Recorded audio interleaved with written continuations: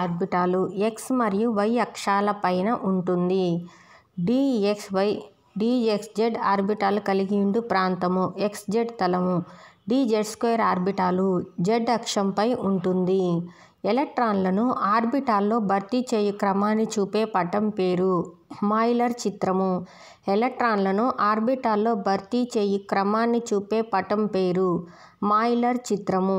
Mollier చిత్రము తేలిక మూలకాలకు మాత్రమే వర్తించును. మాయిలర్ చిత్రము తేలిక మూలకాలకు మాత్రమే వర్తించును. పరమాణువులో ఎలక్ట్రాన్లు ఏ ఆర్బిటాల్లో నిండి ఉన్నాయో తెలుపుటను ఎలక్ట్రాన్ విన్యాసం అంటారు. K అంటే పొటాషియం 19 యొక్క ఎలక్ట్రాన్ విన్యాసము ఆర్గాన్ 4s1. కాపర్ యొక్క ఎలక్ట్రాన్ విన్యాసము ఆర్గాన్ 4s1 3d10. కాపర్ యొక్క atomic number 29. 1s2 2s2 2p6 3s1 electron విన్యాసం గల మూలకము అంటే అటామిక్ నెంబర్ 11 సోడియం. 4p యొక్క n+l విలువ n=4, p అంటే l=1 కాబట్టి n+l విలువ 4pకి 5. 3p 4s 3d మరియు 4pలలో దేనికి అత్యల్ప శక్తి కలదు? 3pకి అత్యల్ప శక్తి కలదు. 3pకి 4sకి n+l విలువ సేమే, కానీ n విలువ పెరిగే కొద్దీ వాటి యొక్క శక్తి కూడా పెరుగుద్ది కాబట్టి 3pకి 4 4sకి 4 అయినా కూడా 3pకి అత్యల్ప శక్తి ఉంటుంది. 3p ఆర్బిటాల్ నిండిన తర్వాత ఎలక్ట్రాను ఏ ఆర్బిటాల్లోకి ప్రవేశించాలి? 3p ఆర్బిటాల్ నిండాక 4sలోకి ప్రవేశించాలి. 3p తర్వాత 3dకి పోదు, ముందు 4s ఫిల్ అయ్యాకే 3dకి పోద్ది. ఎందుకు? 3p అంటే 4, 4s అన్నా కూడా 4 n+l విలువలు. 3d అంటే 5, 3+2 5 అవుద్ది కాబట్టి 4s ఫిల్ అయ్యాక 3dలోకి వెళ్తుంది. 3d10 4s1 వేలెన్సీ ఎలక్ట్రాన్ విన్యాసం గల మూలకము కాపర్ లేదా రాగి. ఇందాక చెప్పుకున్నాం కదా, ఆర్గాన్ 4s1 3d10 ఉండేది కాపర్ అన్నమాట. హున్ గరిష్ట బాహుళ్యత నియమం ప్రకారం సమశక్తి ఆర్బిటాల్లో ఒక్కొక్క ఎలక్ట్రాన్ నిండిన తర్వాతనే జతకూడడం జరుగుతుంది. హున్స్ గరిష్ట బాహుళ్యత నియమం ప్రకారం సమశక్తి ఆర్బిటాల్లో ఒక్కొక్క ఎలక్ట్రాన్ నిండిన తర్వాతనే జతకూడడం జరుగుతుంది. పౌలి వర్జన నియమం ప్రకారం 2 ఎలక్ట్రాన్ల 4 క్వాంటం సంఖ్యలు సమానం కావు. పౌలి వర్జన నియమం ప్రకారం 2 ఎలక్ట్రాన్లకు 4 క్వాంటం సంఖ్యలు సమానం కావు. ఆఫ్బౌ నియమం ప్రకారం ఎలక్ట్రాన్లు తక్కువ శక్తి గల ఆర్బిటాళ్లను ఆక్రమించుకుంటాయి. ఆఫ్బౌ నియమం ప్రకారం ఎలక్ట్రాన్లు తక్కువ శక్తి గల ఆర్బిటాలనే ఆక్రమించుకుంటాయి. చివరి ఎలక్ట్రాన్ 3p6లో ఉంటే ఆ ఎలక్ట్రాన్ యొక్క 4 క్వాంటం సంఖ్యలు. చివరి ఎలక్ట్రాన్ ఎక్కడుంది? 3p6లో ఉంది.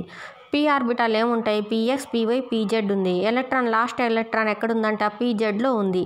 అది కూడా ఏంటి? Last electron. అప్పుడు 3p6 అంటే n=3, l=1, m ఏమవుద్దంటే ఇక్కడ మనం px py pzని -1 0 +1 అని మెన్షన్ చేస్తామన్నమాట.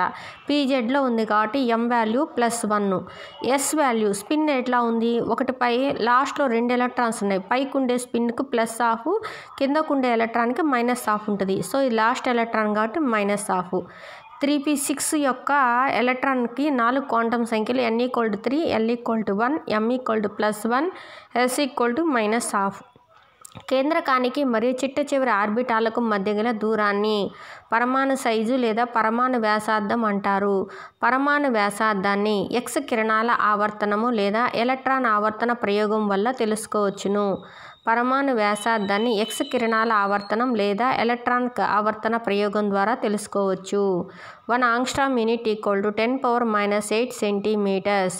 వాయు స్థితిలోనున్న పరమాణువు చిట్ట చివరి ఆర్బిటాల నుండి ఒక ఎలక్ట్రాన్ తీసివేయుటకు కావలసిన కనీస శక్తిని అయనీకరణ శక్మం లేదా అయనీకరణ శక్తి అంటారు. అయనీకరణ శక్తికి ప్రమాణాలు kJ/mol or kcal/mol, electron volts. అయనీకరణ శక్తిని ఉత్సర్గ గొట్టం ప్రయోగం ద్వారా పొందవచ్చును. అయనీకరణ శక్తిని ఉత్సర్గ గొట్టం ప్రయోగం ద్వారా పొందవచ్చును. వాయు స్థితిలో తటస్థ పరమాణువు భూస్థాయిలో ఉన్నప్పుడు ఒక ఎలక్ట్రాన్ చేర్చితే విడుదలయ్యే శక్తినే ఎలక్ట్రాన్ ఎఫినిటీ అంటారు. ఎలక్ట్రాన్ ఎఫినిటీని ఎలక్ట్రాన్ వోల్టుల్లో కొలుస్తారు.